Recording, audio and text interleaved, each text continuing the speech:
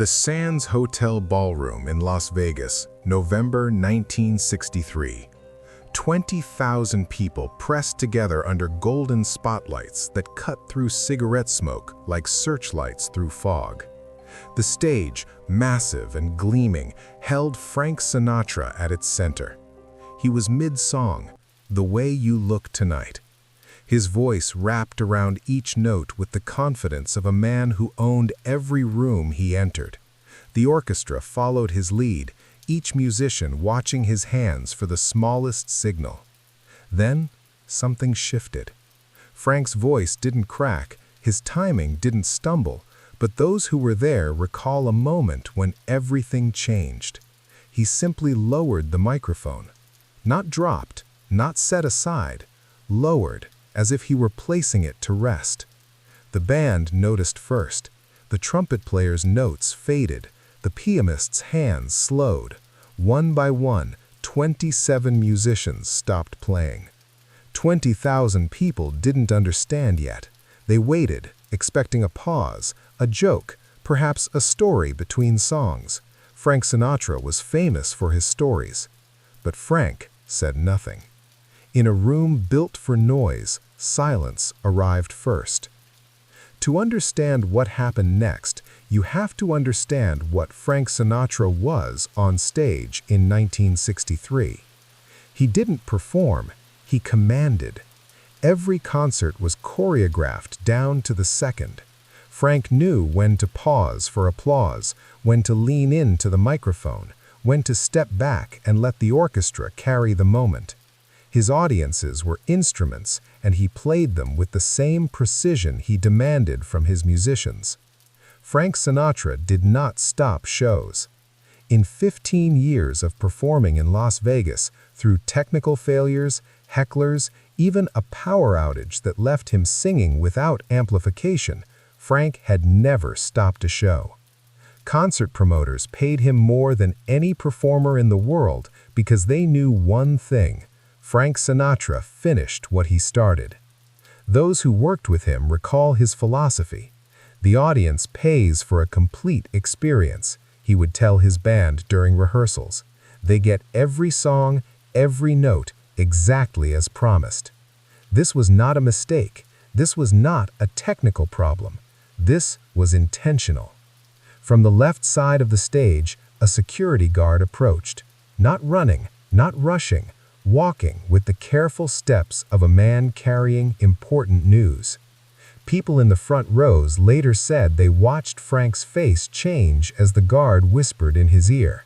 Not alarm, not anger, something deeper. Frank listened, nodded once, looked toward the back of the venue, toward doors the audience couldn't see. The guard stepped away. Frank stood alone at the microphone, his tuxedo immaculate under the spotlight. Behind him, 27 musicians waited. In front of him, 20,000 people began to understand that something was happening. The silence stretched. In Las Vegas, silence costs money. Every second without music was revenue lost, momentum broken, magic interrupted. Frank Sinatra knew this better than anyone. He remained still. Those who were there remember the weight of that pause, how it felt different from a planned break, how the air in the room seemed to thicken, as if everyone was holding their breath without being asked. Frank wasn't looking at his audience anymore. He was looking through them, towards something none of them could see. Behind the main ballroom, down a service corridor lined with hotel storage and equipment, a hospital bed had been wheeled into a small room. The boy was 8 years old. His name was Michael, though the hotel staff had been asked not to use it. His parents sat beside the bed, their hands clasped together, watching a small radio that had been rigged to carry the live audio from Frank's concert. Michael had been listening to Frank Sinatra records in the hospital for 3 months. The nurses said music seemed to calm him, seemed to make the pain more bearable. When the local radio station announced Frank's Las Vegas engagement, Michael asked his parents a question that broke their hearts. "Could we go see him sing?" The doctors said no. The trip from the hospital was impossible. Michael was too weak, too fragile for crowds, for noise, for the chaos of a concert venue. But someone at the hospital knew someone who worked at the Sands. Phone calls were made. Arrangements were discussed. The hotel agreed to something they had never done before. They would bring the boy backstage, set up medical equipment, let him listen from close range, even if he couldn't see the show. Michael lay in the hospital bed, his eyes closed, listening to Frank's voice through the radio speaker. When the music stopped mid-song, he opened his eyes. "Is it over?" he asked his mother. She didn't know. Frank walked off stage without explanation. The audience watched him disappear into the wings, leaving 27 musicians and 20,000 people waiting in uncertain silence. He found the service corridor, found the room, knocked on the doorframe, though the door was already open. "May I come in?" Michael's parents stood immediately, stammering introductions, gratitude, apologies for taking Frank away from his show. Frank raised one hand gently to stop them. He approached the bed, looked down at Michael, who was staring back with eyes that seemed older than 8 years. Frank knelt beside the bed, not crouched, not bent over, knelt so that his face was level with the boy's. "I hear you've been listening to my music," Frank said quietly. Michael nodded. "Is there something you'd like me to sing for you?" Those who were in the room recall what happened next. Michael thought for a moment, his small face serious, considering the question as if it were the most important decision he would ever make. Then he asked something no one expected. "Mr. Sinatra," Michael said, his voice barely above a whisper, "when you sing sad songs, do you really feel sad, or do you just pretend?" The question hung in the air like smoke. Frank had been asked thousands of questions by thousands of people about his technique, his career, his personal life, his relationships with other celebrities. He had answered them all with charm, with wit, with the practiced ease of a man accustomed to public attention. No one had ever asked him about the truth inside the music. Frank was quiet for a long time. Michael waited, watching Frank's face with the patient attention of a child who understood the importance of honest answers. "Sometimes," Frank said finally, "the sadness is real. Sometimes it's not. But when I sing for someone who needs it to be real, it becomes real." Michael smiled, a small smile, but genuine. "Will you sing something real for me?" Frank nodded. Frank returned to the stage. 20,000 people watched him walk back to the microphone, still waiting for an explanation that wouldn't come. He stood at the center of the stage, looking out at faces that reflected back confusion, patience, and growing concern. The spotlight felt heavier now, more intense. The silence felt louder than any applause. Frank didn't speak, didn't apologize for the interruption, didn't offer a joke to ease the tension. He simply looked at his conductor and nodded. The orchestra understood.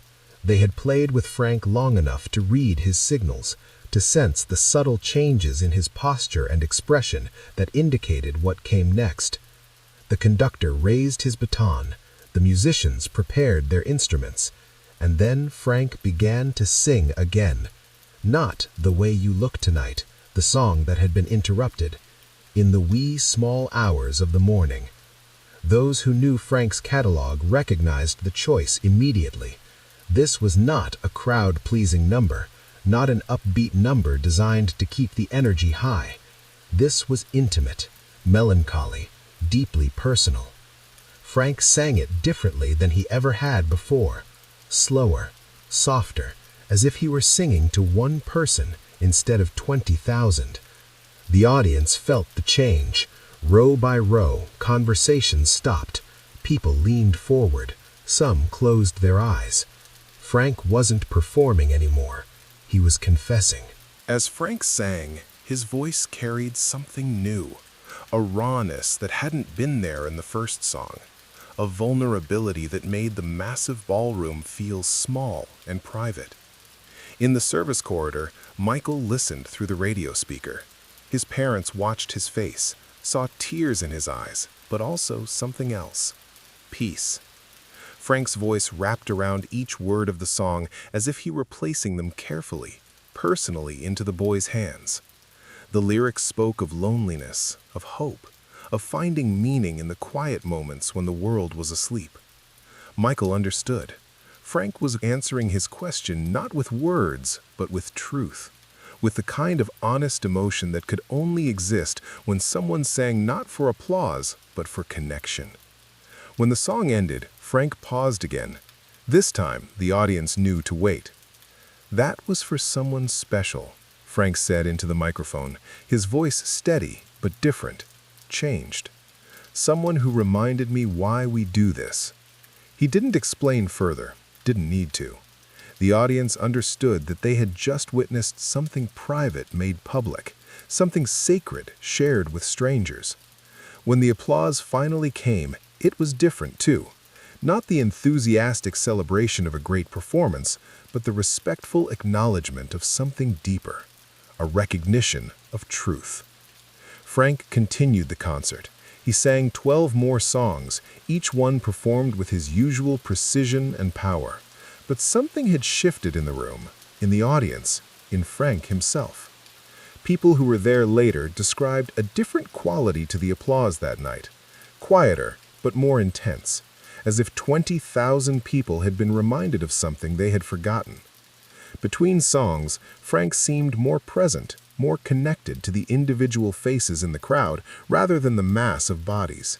He made eye contact differently, smiled softly. When the song ended, the audience stood for nearly 10 minutes, not cheering, not screaming, but standing in appreciation for something they couldn't fully name. In the service corridor, Michael had fallen asleep during the last song, his hand still holding his mother's, a peaceful expression on his face. Frank found the room again after the show, still in his tuxedo, still carrying the energy of the stage, but quiet now. He looked at the sleeping boy, then at the parents. "Thank you," he whispered. The parents started to thank him, to express their gratitude for the time, for the kindness, for the impossible generosity of stopping a concert for their son.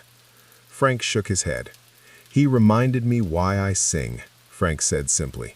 "That's a gift I can never repay." There are no audio recordings of that night's performance, no video footage of Frank kneeling beside a hospital bed or singing with new emotion. The story exists only in the memories of those who were there, in the private recollections shared years later when people tried to explain why that particular concert felt different. Frank Sinatra never spoke publicly about the boy named Michael, never used the story for publicity, never mentioned it in interviews. Those close to him said he rarely discussed it even privately, but that something about his performances changed after that night.